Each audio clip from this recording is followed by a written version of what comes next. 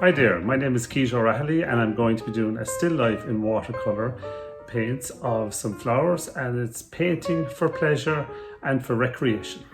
We're on to our second video here.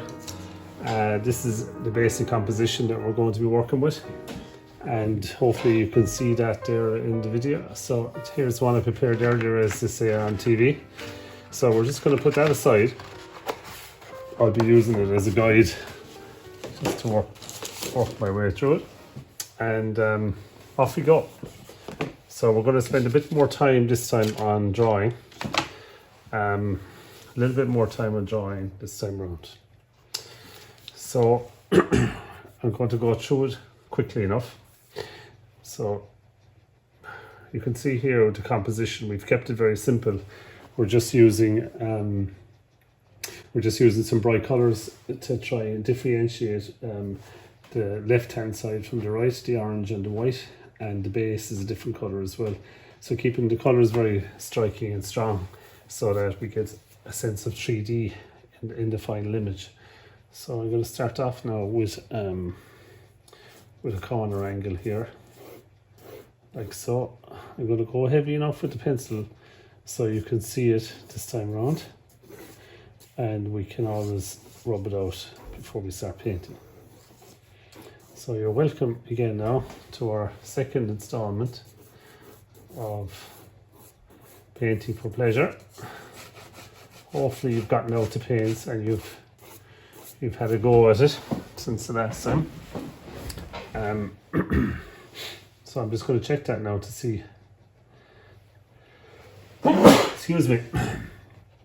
Just check that now to see, are we okay? Yeah, just checking the angles. So I do find getting a corner like that is a good place to start with a still life composition like this. It's a relatively simple composition, tricky enough I suppose, some of the flowers in it and the leaves and all that, but the position of the vase and the corner here is relatively straightforward. So if you can get this corner system going first, a couple of bright colors on it, you're on a good start. And definitely having the objects in front of you is the way to go. So I'm going to have a go here now at getting this right.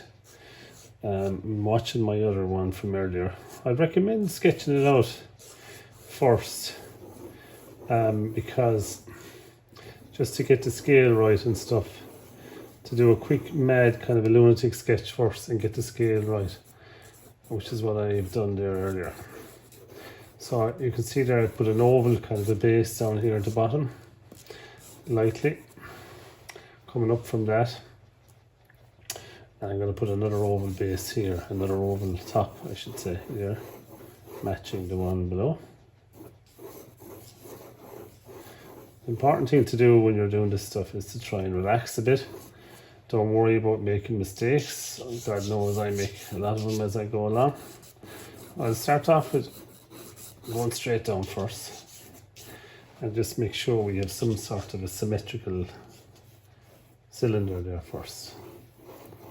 So going straight down. I think you can see that now. If I go heavier you should be able to see it on the video. And that's kind of the go of the size of it. So I'm going to trim it now, come in a little bit and back out again, and do the same on the other side. I might even take another bit depending on the shape of it. And you're constantly tweaking that, you know, you're constantly fiddling with that even when you get into the paint. Now a good technique here at this stage even is to turn it upside down when you're drawing a cylinder. I wouldn't underestimate a cylinder. A cylinder would put manners on you very quick. Get found out very quick. So I'm hoping now that's some way right. And any other little issues with it I'll correct it as I go along. So that's my cylinder. Make sure that the base of it is curved. That's important really, because you want to get that sense of 3D in it. The top of it needs a bit of work there.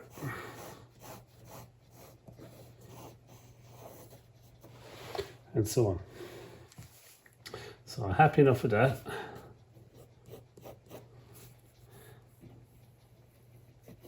And we'll come back to him now in a little while.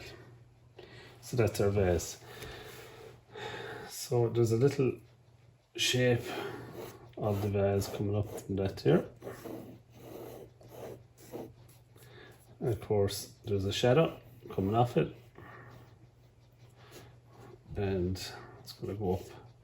It's going to go up onto the backboard here. And we won't try the shadow yet. I made that mistake earlier. I drew the shadows.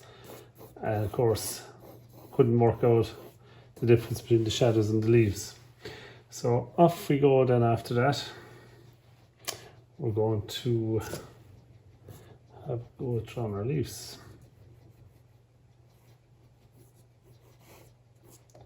Hope you can see the picture now, not me. Forgot about this, there's a water line here as well in the vase. Let's put that in. They're corresponding, all these curves are kind of corresponding as you go along. So there's a refraction then of course in the water, just you're offsetting the leaves just like.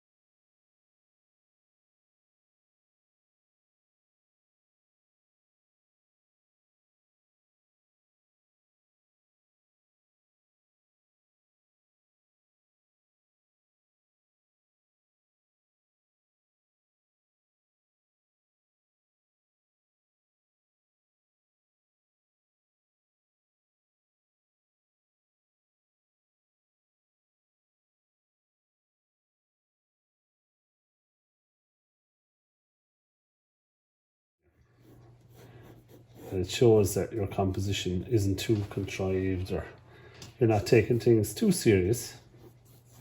You're having a bit of fun, and that comes across in the picture. So you need to try and bring a bit of a casual sense into the picture. So we'll have a look at our example again from earlier. So that's kind of where we're at. Slightly different again from earlier. It'd be nice if I could bring in, skiddy up these boys again, bring it right in, really exaggerate that form there. Yeah. Right in and then bring it out again. And we're going to have a few shadows on as well. So we'll have a look at them shadows again later on. I'm going to just put in this little compositional trick here. Just a little triangle in there at the corner. And it does help with it. It just creates a small little bit of interest in the composition. So the next job then is to rub it all out. I'll just check, can we see that in the video? Yeah, we can see it good. So the next thing now is to rub it out. Slightly insane. Just rub out, just taking a big rubber like this and just take out the heavy stuff. However, why am I doing this? Is because I don't want to see too many pencil marks. I don't mind seeing a few, but I don't want to see too many pencil marks in it. So that, because I want to keep it really delicate and ephemeral. Very light touch here now. We want it almost like you can barely see the drawing. I'm going to go a bit heavier here now on this, so you shouldn't really be able to see the drawing now anymore. And you can slow down that video And you can get some tips on that by watching it a few times on how to lay it out. A lot of people stumble and worry about the drawing at the start. But if you just do that cylinder like I showed you and take the pencil for a walk after that, try and get a couple of shapes characteristic of the plant. And if it doesn't look exactly like your vase, well, mine certainly doesn't look exactly like my vase. So you need more about it. Oh, we are mixing, so I should be able to have that for you as well. A couple of white sheets here to do rough work on. Test out my colours. I have my paint. I have my brushes. I'm just going to work with these boys today. And I have my glass of water. So off we go. So I think I started off with the green. Try and go for big brushes at the start. You can work your way down to the smaller brushes, but I definitely would recommend starting with big brushes. Now this is a watercolor. It isn't in the traditional sense of watercolors though, because people who spend their life doing watercolors will probably be horrified at me because I'm not using watercolors. Number one, I'm using acrylic, but I'm watering them down. I'm not using watercolor paper. I'm using high quality absorbent paper that I have handy. So, but if you want to get into the watercolors, there's a lot of stuff you can research online. You can get to proper high quality paper, the watercolor paper, and you can get specific watercolor paints. But what I'm doing here is I'm improvising and using what I have. I have acrylic paint and I'm using it very, very watered down version of it. So I just about get away with calling it watercolor. Watercolors is a real tradition. There's a whole tradition in it. It's a long tradition. They have like whole, in England, I think you can actually sign up to whole clubs that just do watercolors, and you can paint outdoors, and I'm sure they have it here in Ireland as well. But yeah, I'm calling it watercolor. It is watercolor essentially because I'm using the paint very thinly, and I'm also using the white of the page for my white. So that's really where I'm going with the whole watercolor thing. But certainly you can get really deep into it if you wanted to and learn more about it. Oil paint would be my favorite, but I've been trying to practice more on this because I think if you can really master this sort of delicate work, when you come back to the heavy thick oil paints, you end up with a lighter touch. So painting flowers and little things like that is a really good discipline. It's definitely something I need to practice anyway more of. And it'll help your oil painting or your acrylic painting when you go back to it. It's kind of like drawing with paint. So try and vary the amount of paint you put on in different areas and different leaves, because light, it's funny like that, it drops in here, there and everywhere. And so in some areas you should put it on really light, and in other areas you can put it on a little bit thicker, and you can build it up. So I'm going to really go light here now, out here.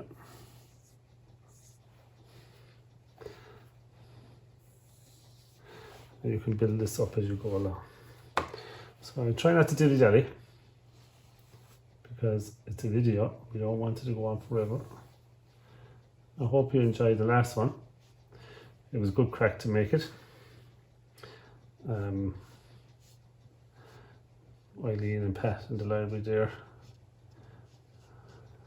Helena and Pat, I should say, in the library. It was their idea, so that's where we got this idea to do this video. They're always thinking of new ideas, coming up with new initiatives. If the library was open, they'd be holding exhibitions. But this is the next best thing, I suppose. So hopefully now you'll try it out. It's fine to be sitting back looking at me doing it, but you really need to give it a go. And even if you do a small version of it, you could set up a kind of an A4. I'm working on an A3 size, but you could set up a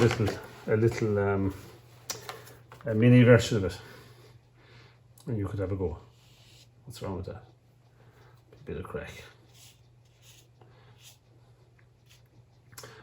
Keep them going.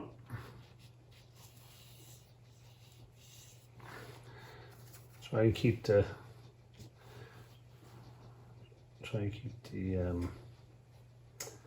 how they say, brush strokes nice and fluid.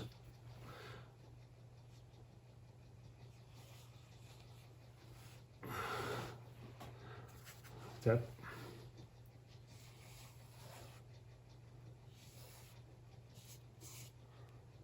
And we'll take some of them up as we go now. So, taking no prisoners here now. Just getting it down, getting it in.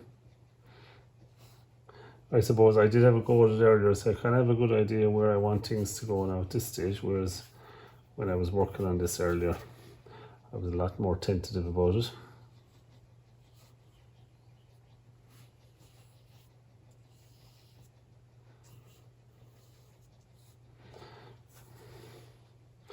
And don't be too serious. Have a bit of fun with it. Just allow a few happy accidents, and sit back every now and again, and you might realize that it wasn't an accident at all. You might be saying to yourself, "Oh my God, it doesn't look like what I wanted, but it might even look better." So you have to keep an open mind. Don't be too critical, or you won't get off the blocks. So that is enough of that for now, I think. Now we want to put in just a basic indication of where I put aside the green. I hope my video up above is working as well. Put aside the green, and I'm going to put in a sense of where these tulips are going to go. Again, bear in mind you're watering down this paint. I'm using acrylic, but you might have gotten your hands on some watercolor paints. What I'd recommend is a Daler, Windsor and Daly, or Daler, or what's the name on my ones is Galleria, Windsor and Newton, I should say. I'll just show you the tub here. That's the stuff that I use. It's quite good. What I wouldn't recommend is, I suppose I shouldn't be saying it, but stay away from Reeves, anything with Reeves on it if you have it. Somebody got you a nice present of Reeves paint, small little tiny tubes. They're fine maybe for the kids that are calling over chat. You can let them out there on the table to them. But if you want to do painting yourself, I just would be a little bit fussy about getting a certain level of quality into your paint. So if you went in there to the art and hobby shop, anything they sell in there is good. But try and stay away from these lads Reeves. They're fine for kids, but you're not going to get the mixing and the quality of the paint in those.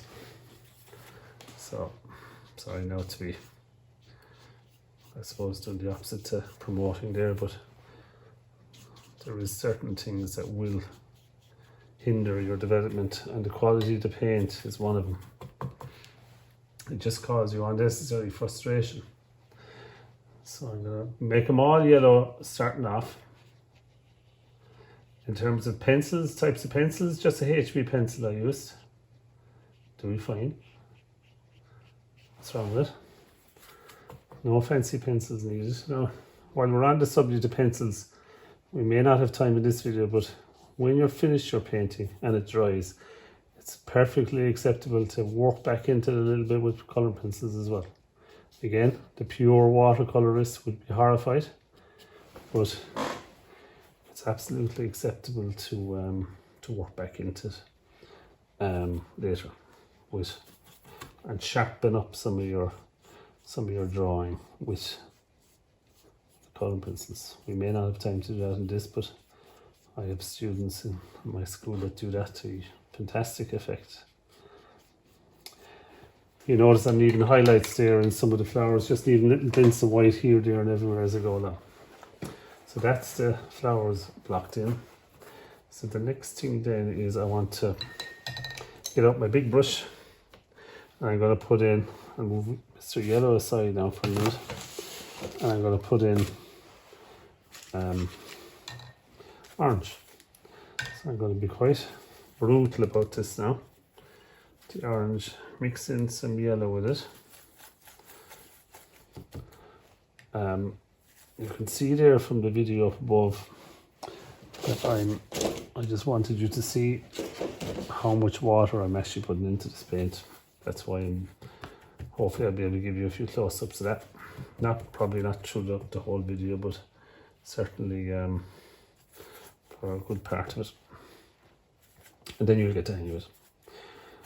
Not only am I going light with putting in a lot of water, which makes it light, but I'm also making it light in colour by adding some white and yellow as well. Because I want to start off very gently with it. I want to start off really lightly. So this corner here is important. We need to get him in right, and the drawing of the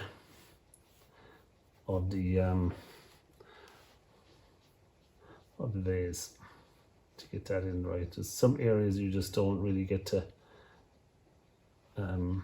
get away with afterwards if you mess it up, so you have to be careful with that. So I'm going to put in some patchy white spots here.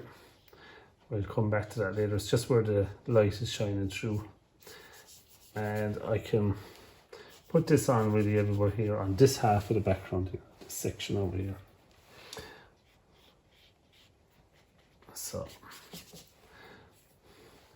and I'm conscious of how I'm putting it on. I don't want it to be too blotchy. Obviously there's going to be some white bits here, but so off I go, filling in. You don't need to get every single bit of it in. It's kind of nice actually if you leave little bits of white around it, and you can decide to fill those in later if you want. Now my line down the middle of the page starts here, so I'm going to put that in now in case I forget. And it goes down, it stops there. So I'll put that in case I forget. As I said, it's kind of nice if you leave a few patches. Keep adding water to your brush if it gets dry. Don't have it too drippy if you're working. I'm working on a little easel here, an upright easel. You can make an easel out of anything. You don't need to go away and buy an easel. People do get a little bit obsessed. I know we all like to buy stuff for a new hobby, but you don't need to have all these fancy things. Just improvise, use your imagination. Get a stool, stick it up on the table, get a board from the shed, get an old canvas that you're not using. That's actually what I have behind here, so that you can lean your page on it, tape it to it, and off you go. Don't get fussy. Now, down the side here, I'm going to leave a lot of white there on the side of my jug, my vase, and a lot of white around the rim because I want to come back to that later. So I'm just putting in a few little bits that I can see in beyond, and stick it to my line down the middle. Just a few little bits. Is there some orange on the base? There is.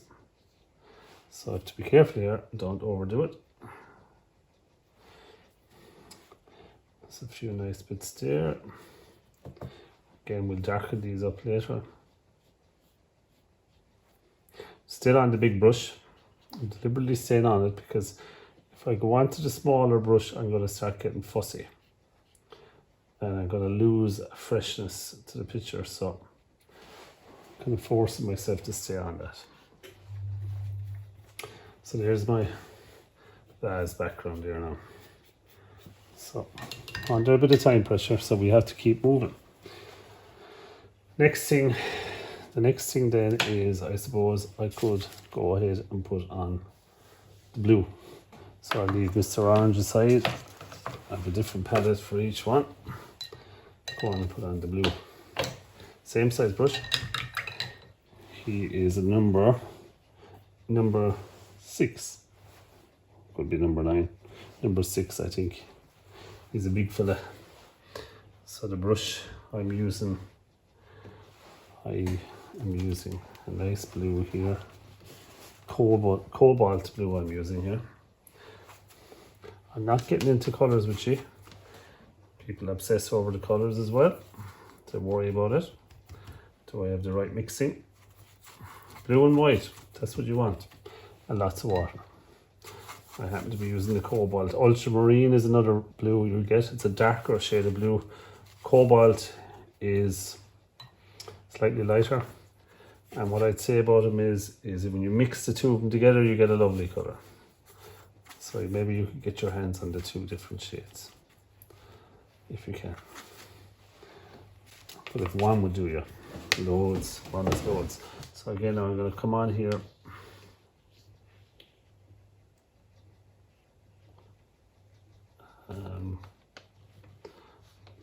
There's a shadow in there, but I'll put him in later. So, start watering this down now. I have a nice white patch, and that stays in there. I mixed up way too much of this, but anyway, don't worry about it.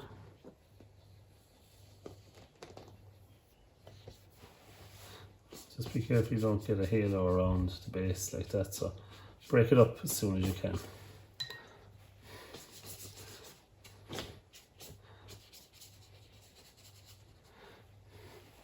So in a sense, I like to think of this as a drawing in paint, and then I don't seem to be too worried about being under pressure, about it being a formal sort of a watercolor. It's more like a sketch in paint.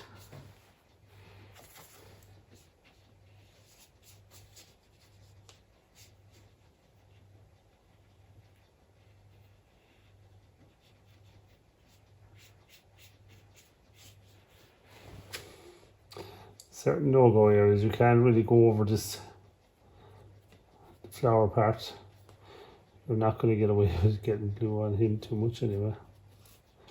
So you have to be careful around those areas.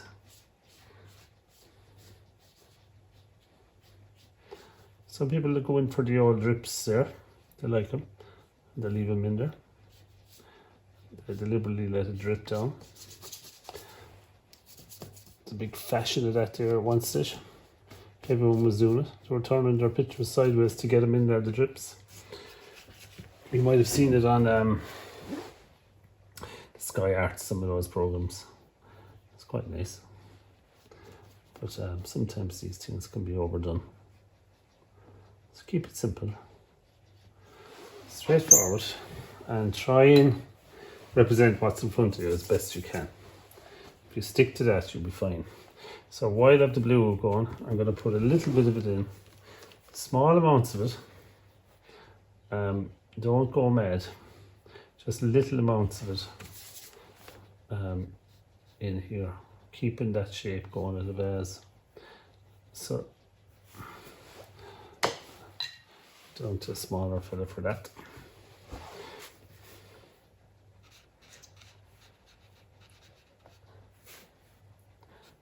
Again, we can darken him up later. Almost using it like a colour pencil. It's dry enough on the brush. Hope you can see that. Not too much of it. We can always put more in later. If you see it in the vase, put in put in some of it, don't try and get it all in. And you can always come back and put in more. It's just reminding you that it's there and that you've spotted it. But don't try and get the whole lot in the first go. I'm going to come back to the orange because I'm after spotting more orange that goes in up here. So I'm going to pop that in while I'm here. I'm starting to build up a very ghostly sense of the reflection in the water. Tricky to do a vase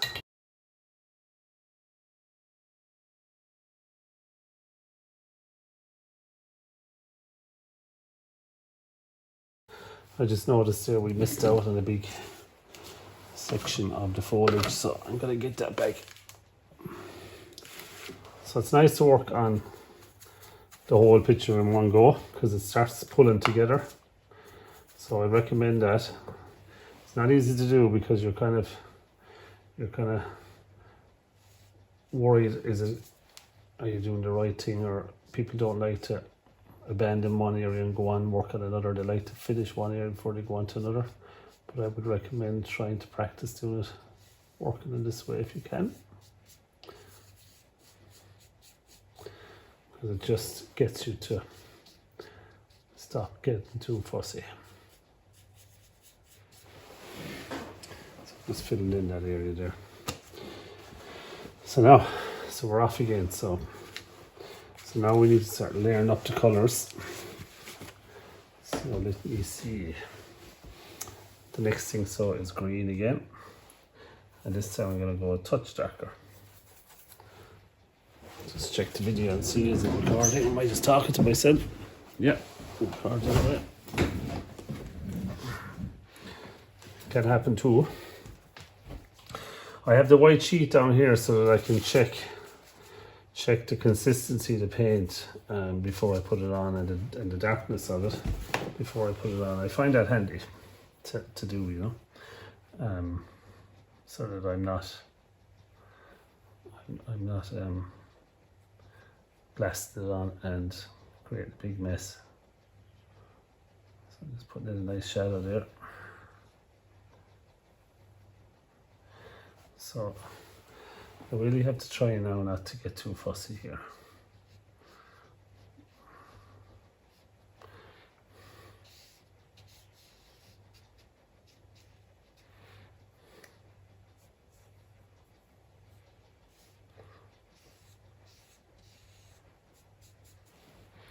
Just building up some darker tones.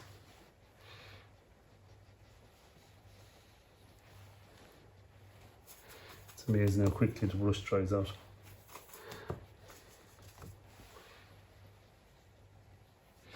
And you'll be amazed when you add water to paint how light this is going to dry. It's going to dry quite light. So probably going to have to come back again and layer it up again.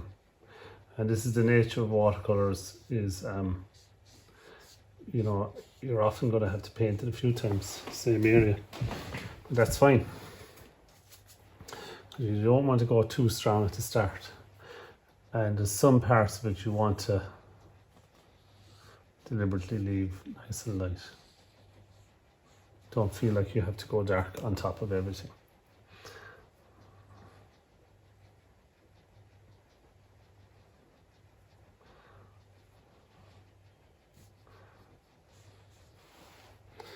Just picking out a few areas there, yeah.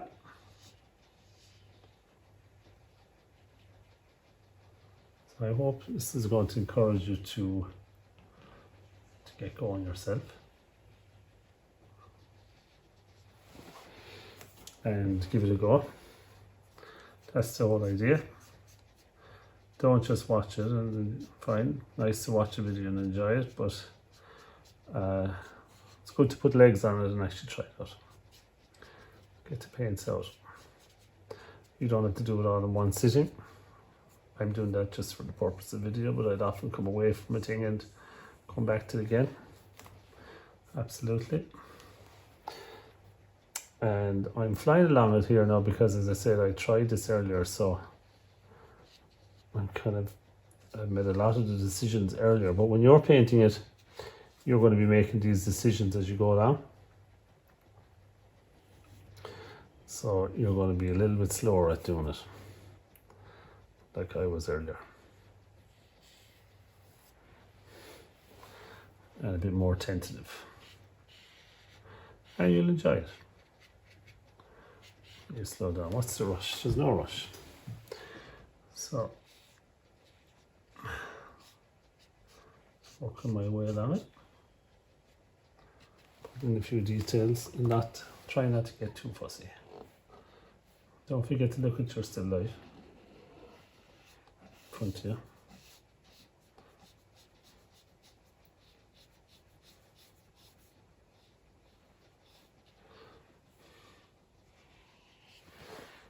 we're going to build this up even more later. We're going to let this dry and we're going to come back into it again later.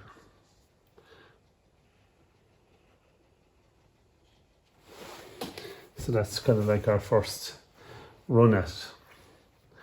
So it is.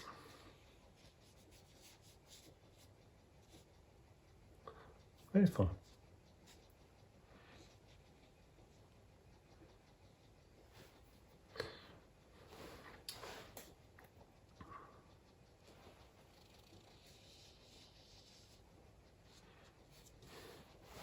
So now I'll stop myself there and come back to it in a minute. So now we're on to I'll go back to my oranges. I'll try and keep the reds all on one and the oranges all in one. So I'm going to try and get some red and some orange going onto this boy here. Mixing some red, some orange, and just to get some sense of it.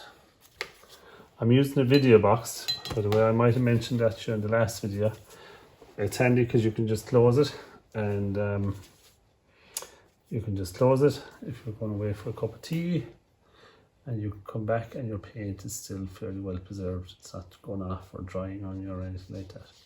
So just zoom it in here on the flowers. You can see he's floating. I'll put a stem on him now in a minute, so he'll be fine. So you're just doing a little bit of dry brush. What dry brush is really picking up some paint on the brush and dragging it along, almost drying the brush off the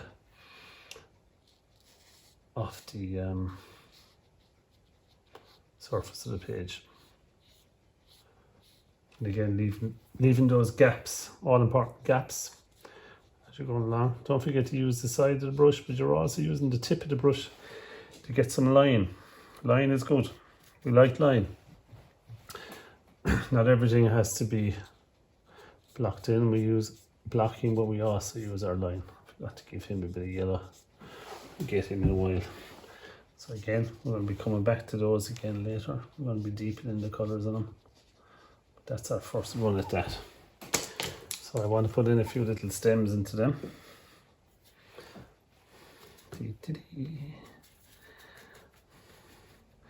Just get a start on it anyway. Again, watering down the paint. I got carried away there now and I mixed my palettes there, so forgot that I was making a video and I'm trying to be good and teach you good habits. So now I'm going to change around those colours in a while, maybe to some browns as well.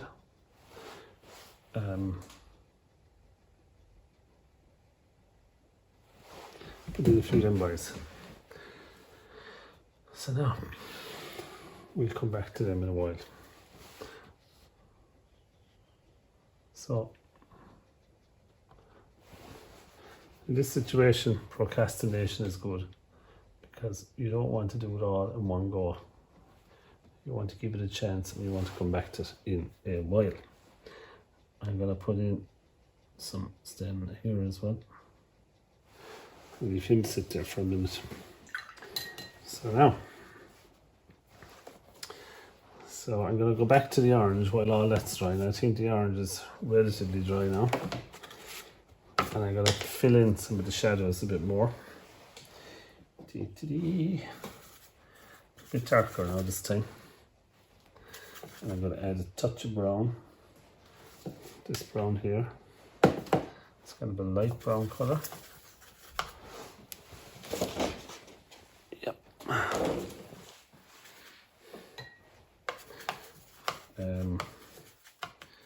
So I'll just see what try that out. Yeah, looks good. So I want to get my shadow in now this time. So I'm drawing here now and being careful at the side of the vase. I don't want to overdo it. Plenty of water again. And now that I have the vase, and I can turn the brush a little bit on my hand and go a bit crazy. Leave a few.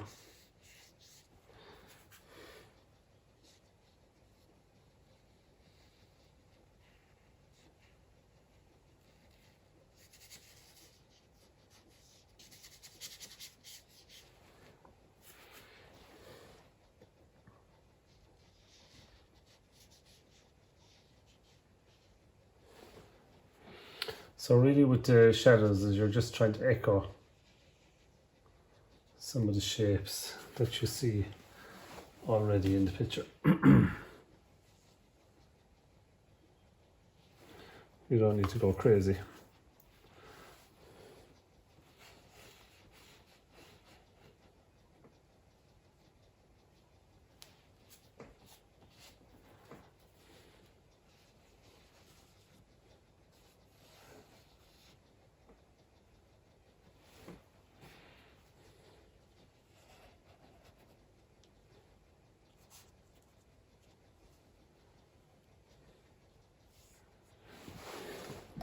So that's really what I'm doing.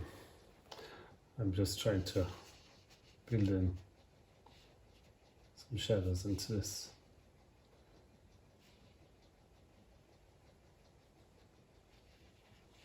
Again, they'll dry lightly and I may need to go over them again. So while I have the darker orange here, I'm just going to work in a few little touches into the base while I have it.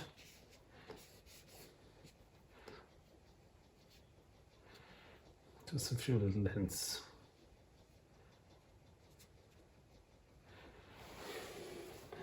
So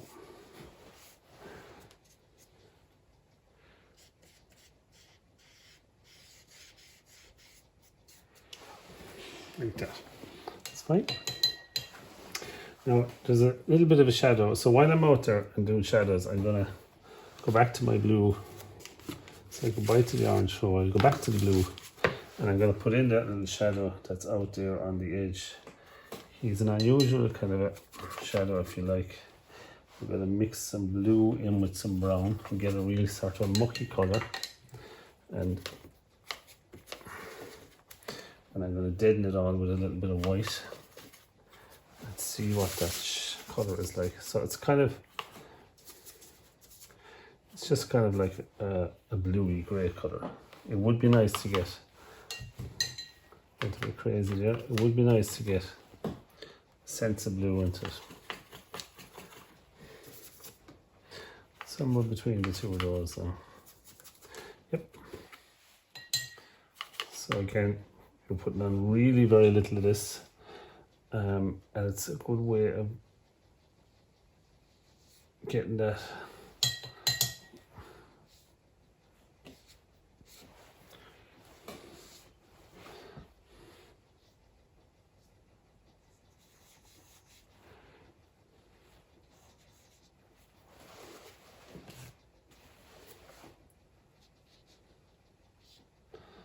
being careful there that I don't leave it all run down the page.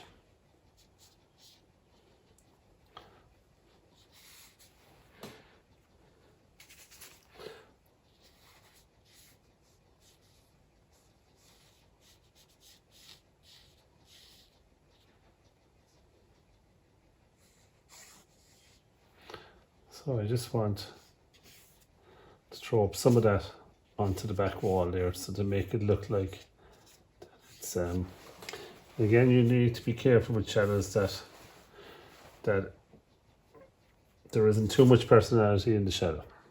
You don't want it to have too much light and dark on the surface of the shadow. You just want it to sit down. So I'm hoping that makes sense later.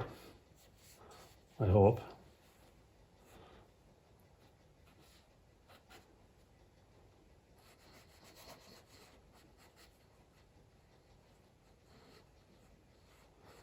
It provides a little bit of a contrast to everything else that's going on.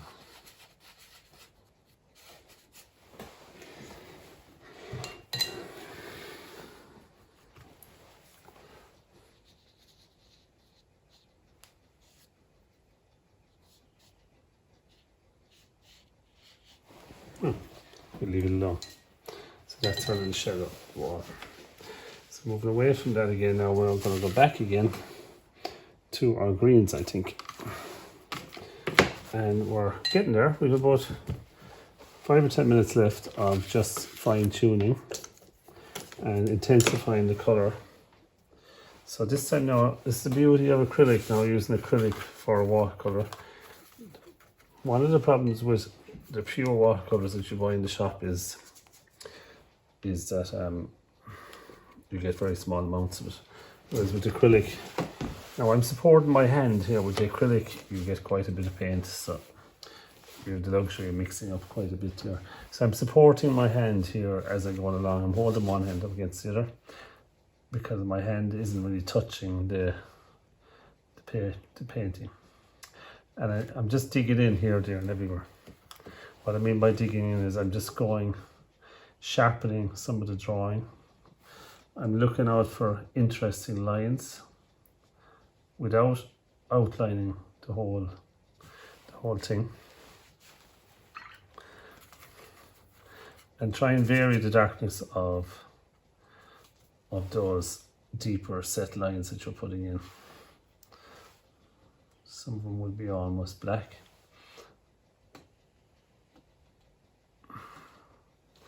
Just working in some deeper tones. And some textures. So what I mean by textures is you can get some lovely linear sort of stripes through the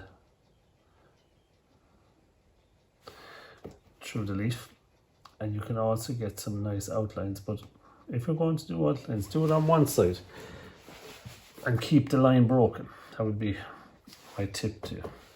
Top tip of the day is keep the lines broken, and don't do it on both sides, do it on one side. And don't do the same thing you did to one piece to everything. Try and vary it. Don't go autopilot and systemize it. Try and vary it each time. I'm just going to fill in a few little blank areas there as well that I forgot to do earlier.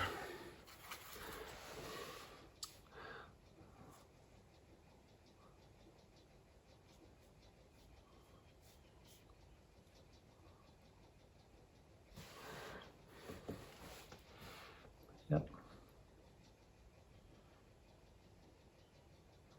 Let's get some of the shapes in.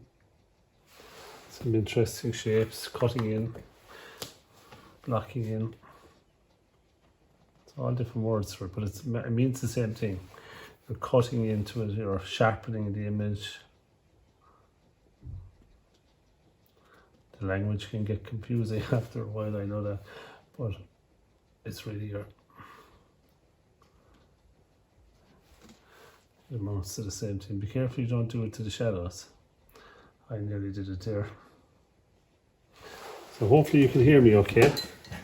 The sound is good and the quality of the video is good, because you never know when you're doing these things how it's going to come out. So now I'm going to go use some of my yellow earlier, and I'm going to start to I want to get some tints of yellow into some of the leaves. So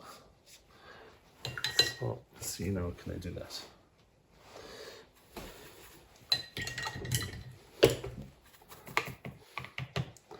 Again, I have to remember that I want washes, I don't want big thick, I want a big thick paint, so I just want to get a bit of translucency into some of the leaves, almost like there's light hitting the back of them, and they're taking on another colour,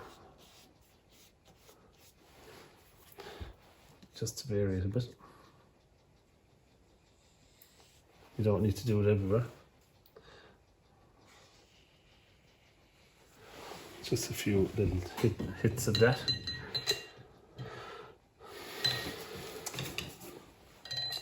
Go back now again. See, can I do a bit more drawing?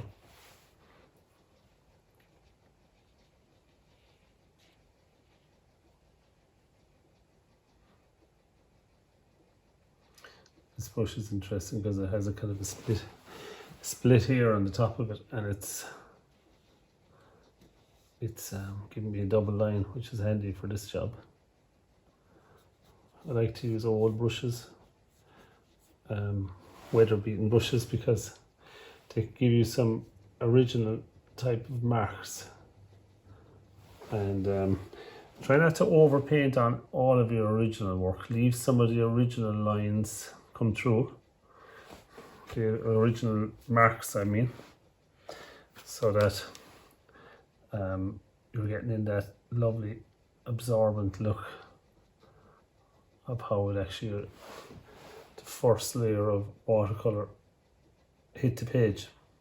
Now you'll notice that because you can see kind of how the page absorbs the watercolor at the start. So try not to go over that and spoil all of that. You're going to have to go over some of it, but try and miss a bit of it here, there and everywhere. So now we'll try and get in some of the blue now, a darker blue. Get off the green, back to my blue. So I'm just going to darken it here now. And I'm going to do this twice. I'm going to start off with the first layer of it.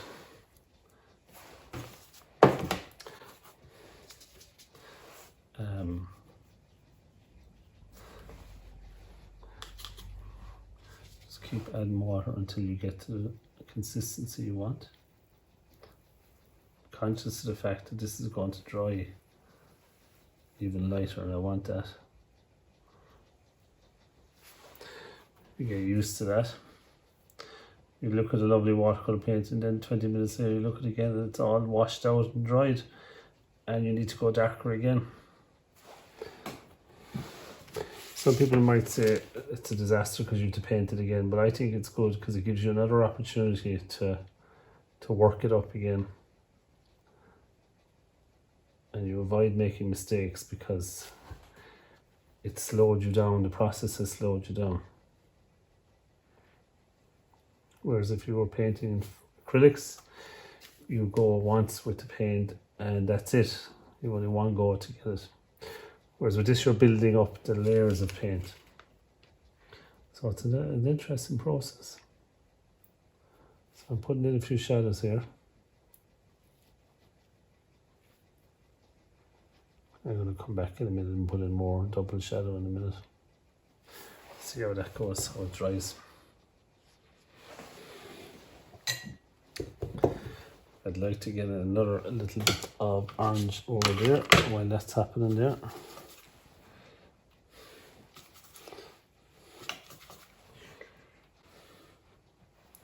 Tiny bit of dark brown. Just going to go for this here now. I just want to connect up the two.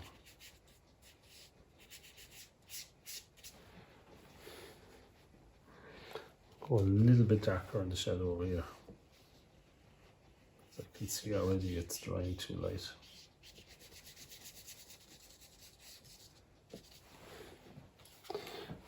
And that's going to help the whole thing to pop. Hopefully, anyway.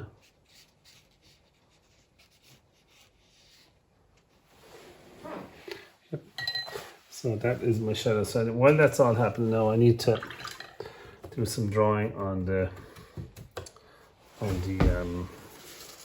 vase.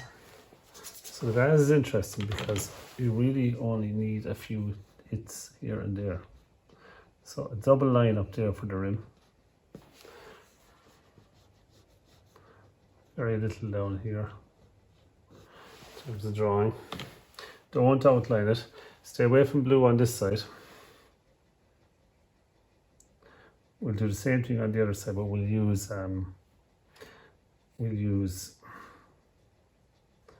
brown.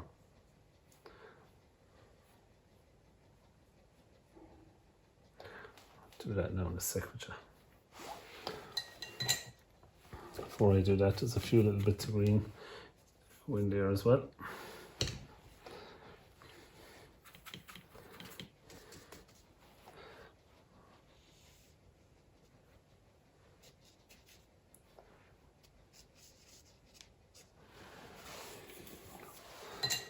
Now I need to put my brown over on the other side. So I have it here. I have pellets coming out my ears at this stage, but anyway. Trying to work to the clock as well a bit. We don't want the video going on for hours. It'll kill me. So keeping the white almost like a double line of white and brown over here. We'll get away with those colours over here. Like that. You want to leave the white. And I got a chance a little bit of the orange in here, even though it's past the halfway line of the split down the middle, but it just makes sense to have it in there, I think. There's a little bit of it here as well, we'll say. Now, you come on then with the blue. This time I'm going to make blue, but I'm going to be mad here now and add a tiny bit of red to it. I'm going to kind of deliberately destroy my blue now. And I want a bluey, purpley, browny, grey colour. Because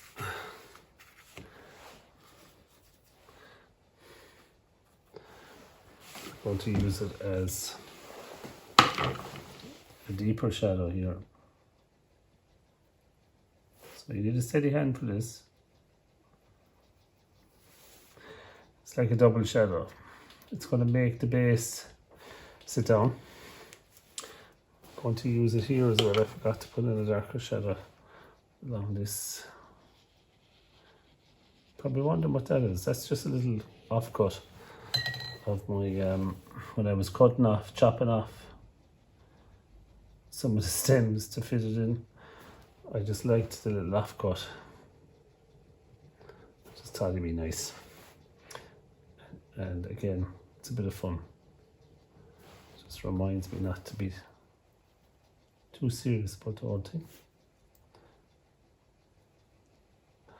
I almost forgot I have to go back and do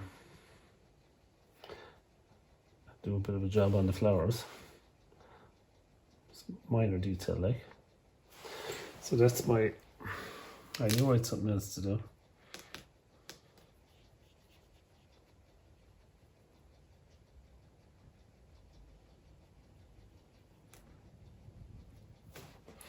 So I'm just going to smudge that in there a bit.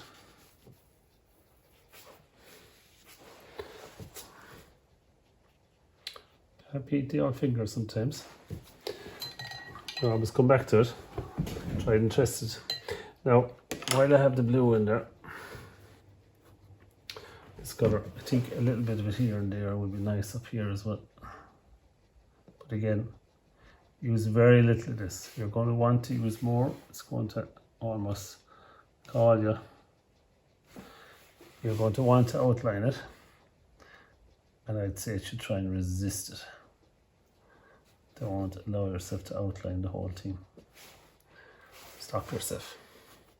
Because we can make it out. The eye can still make out that it's a vase, just about. It's not 100% clear. That's what's nice about it. So just about make it out. And we can even help it along later with some. We can put in a little bit of brown here to help it. Keep pushing it, nudging it in that direction until it has enough for it to read as a vase. But don't murder it.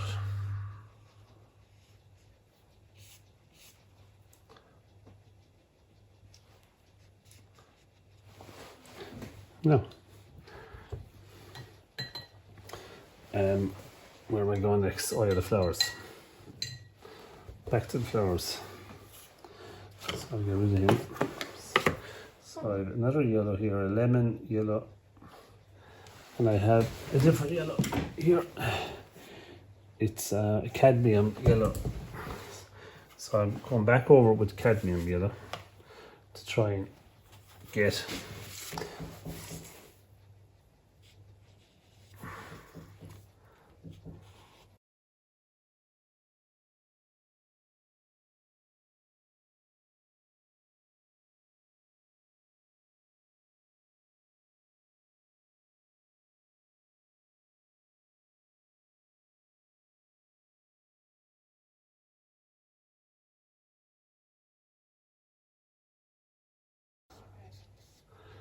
Just going back over it.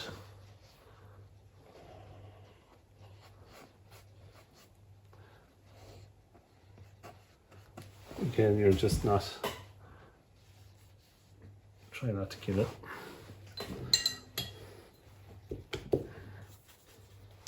Just a little bit of it in there as well, just to give it some vibrancy.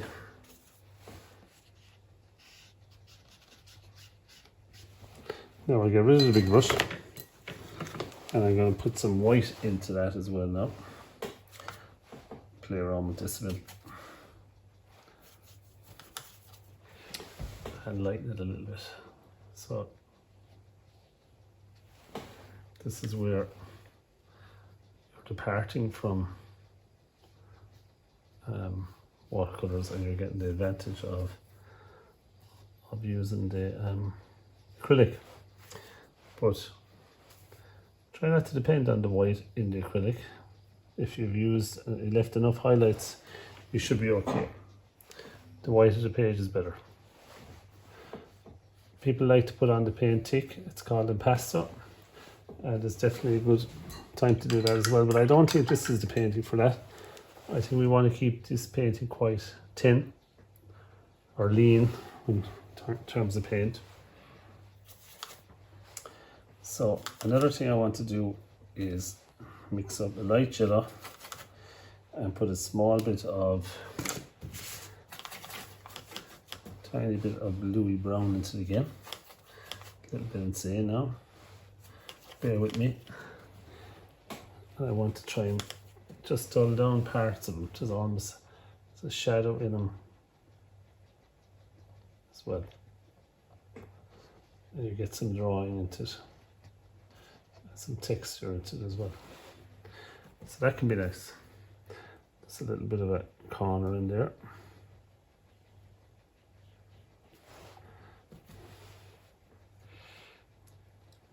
I can just intensify the yellow when it does show itself.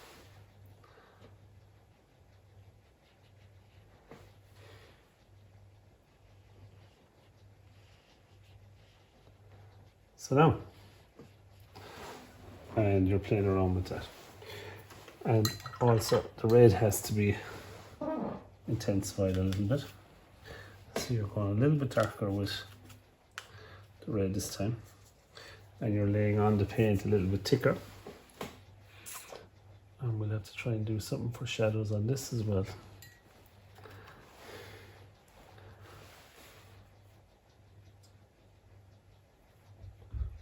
So you're being careful at this stage because you don't want it to there's lovely little splits down along the tulip there. Don't forget to leave in your highlights.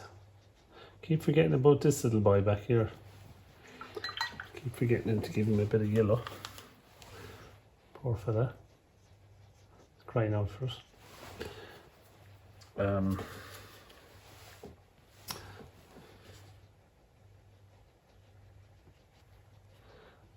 So at this stage, you're glad you picked a flower. That's relatively easy to do.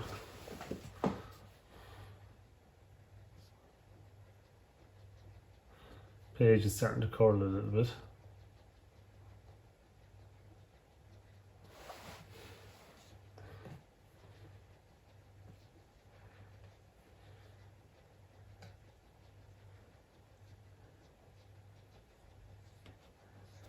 So now, this one up here is a bit lost, so even though I didn't do it my last picture, I'm going to give him a small little bit of red. He's just losing it a bit. That's it, just bring him into the more in the small because the yellow just doesn't seem to work well up there. And a little bit of dark tone on that. See, can I get a bit of blue out of this? Just a tiny bit of purple here to get a sense of texture. You have to be careful here to tip the balance of it getting a bit moody. You don't want it to get too moody. You don't need to do it everywhere.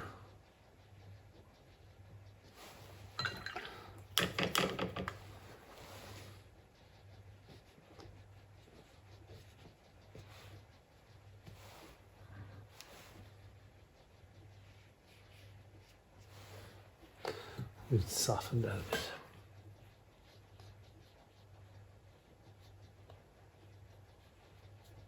Now I'm conscious of the stems. I want to get them putting some, going fast now at this stage. I want to get some brown into the stems as well. Just a touch of them here and there. A few of them anyway. They're not all green. Some of them are a lovely shade of brown. It gives a lovely variety. Some of them are just hidden there, the brown stem. And have a little bit of a mixture of both, so I can paint over the green. Combine the two colours there. Still sticking with that brush even though there's a big split down the middle of it. I'm struggling here with it. But you'll find every tool has its limitations. It's good for some things and bad for others.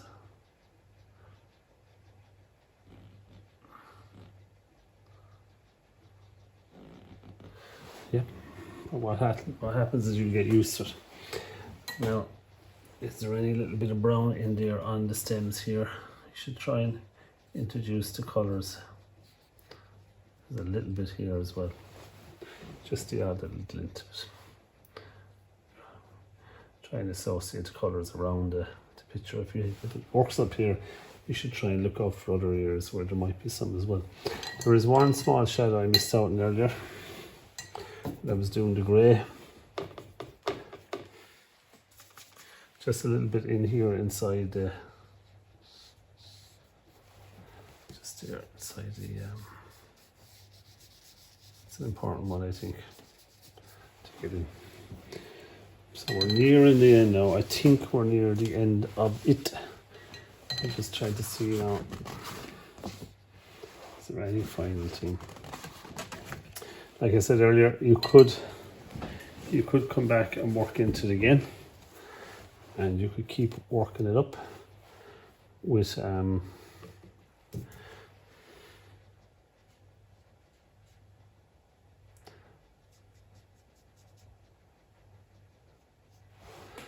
different tones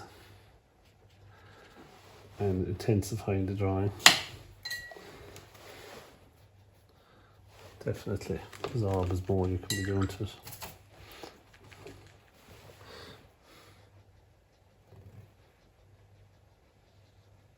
Just draw attention to that line there. So I'm going to sign it. You have to know when to stop as well. So I hope you, and 2021, an interesting year, but try and stay positive and try and keep yourself busy. And what better way to be doing it than doing it with paint. So I hope you'll enjoy this series, and we'll try and do a few more with you. Send me an email, keith.o'Rahilly@gmail.com, if you want to ask me any questions about it. Be delighted to answer them, and hopefully I'll meet you someday in Newcastle West and we can have an old chill make about painting. So just finally now put in a few tiny touches there. We have a great tradition in Newcastle West of painting. There's a lot of interested painters painting away themselves, quietly working away on it, and getting a lot of fun out of it. It's great. So, good time to stop when you start outlining things. So I hope you'd enjoyed it, and thanks for watching.